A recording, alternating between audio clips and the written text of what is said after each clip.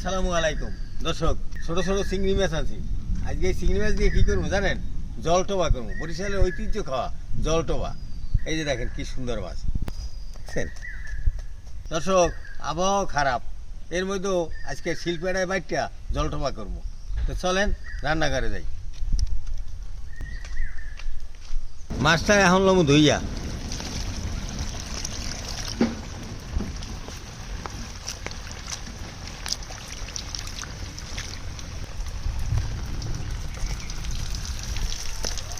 দর্শক, এখন মাছটা শিল্পেটা বাইছিলাম।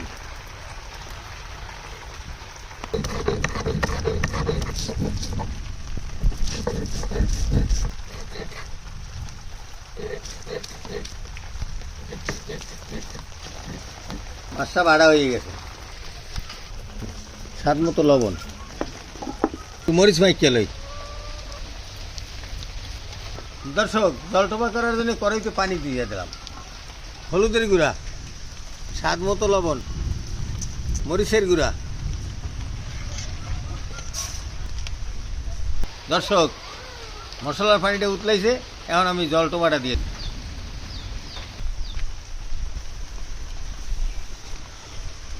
জলটোবা হয়ে গেছে, এখন আমি উঠে বাগার দেবো। বাগার দেওয়ার জন্য কড়াই দিলাম, তৈল, পেঁয়াজ কুচি, পেঁয়াজটা ফাঁকানি হয়ে গেছে, বাগার দেওয়া হয়েছে, এবার উড়ে গেলাম।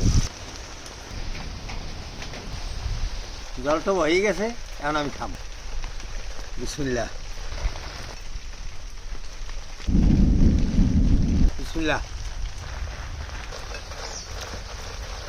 দর্শক, যারা দূর দূরান্ত আছেন, চিংড়ি মাছ তো কিনেই খান, ভাজিয়া দিয়ে তো অনেক খাইছেন। এইভাবে আমার মতো এইভাবে জলটোবা করে খাইয়ে দেখতেন, সেই মজা পাইবেন।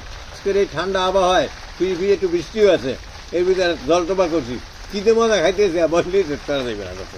ভালো থাকেন, সুস্থ থাকেন, আমার জন্য দোয়া করেন, আমি আপনাদের জন্য দোয়া করি।